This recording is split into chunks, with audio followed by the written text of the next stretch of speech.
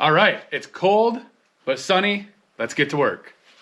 3, 2, 1. Here we go!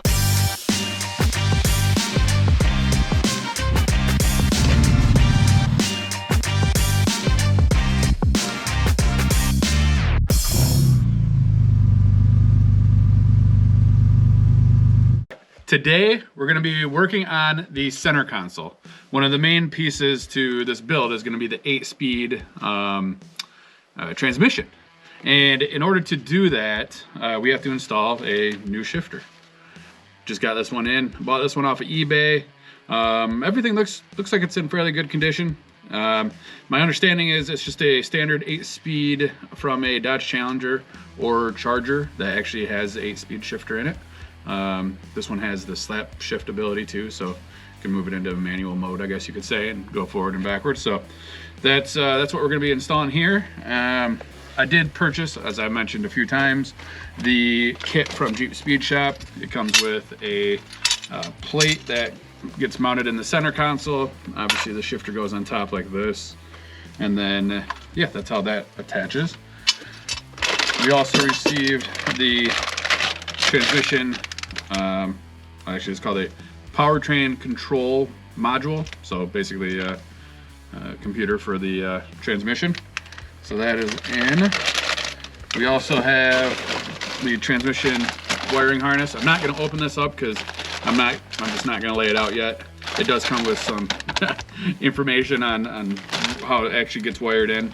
We'll get to that part at a later time, probably a couple more videos down. But today, what I want to do is get the old shifter out of here and figure out what nuts and bolts I need.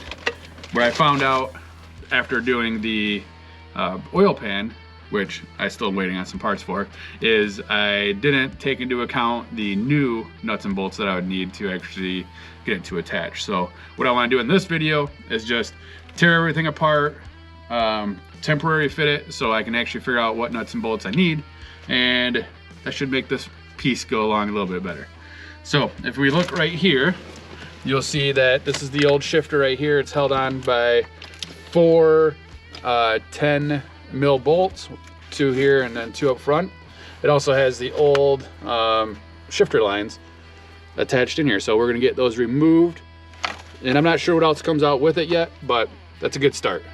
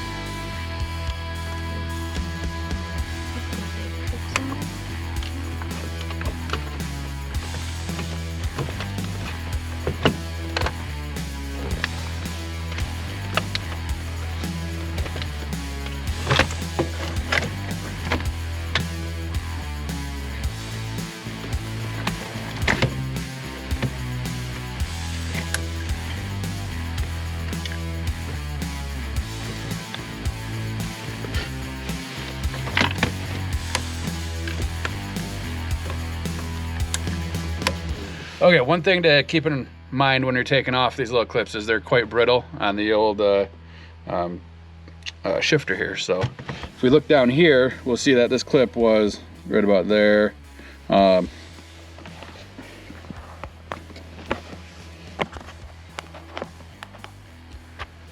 annoying. Okay, so in order to get these off, there's these little tabs right here.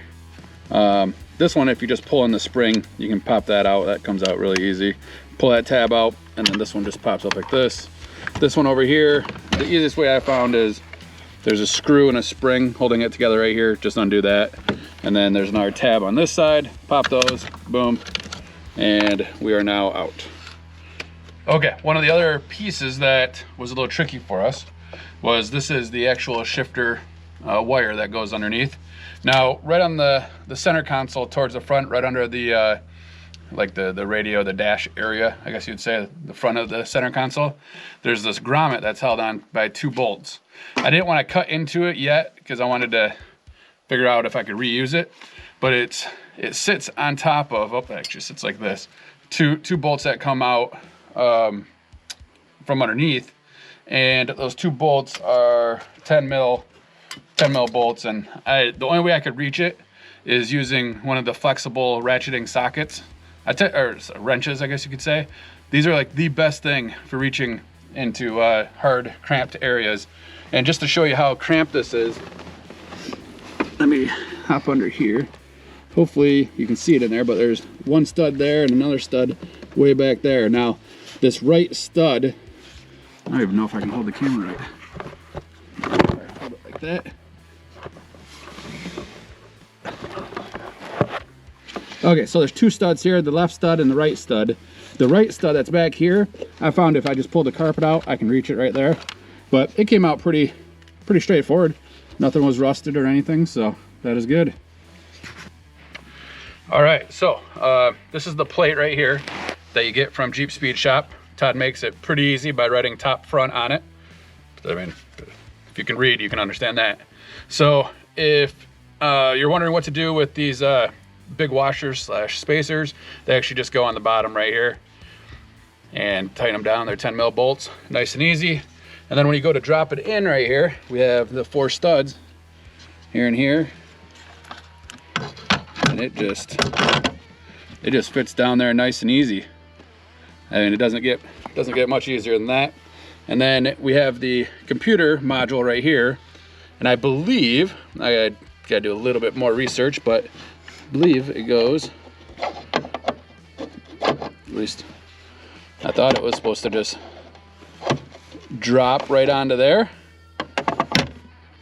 but instead I think it's gonna go somewhere like that and get tightened down.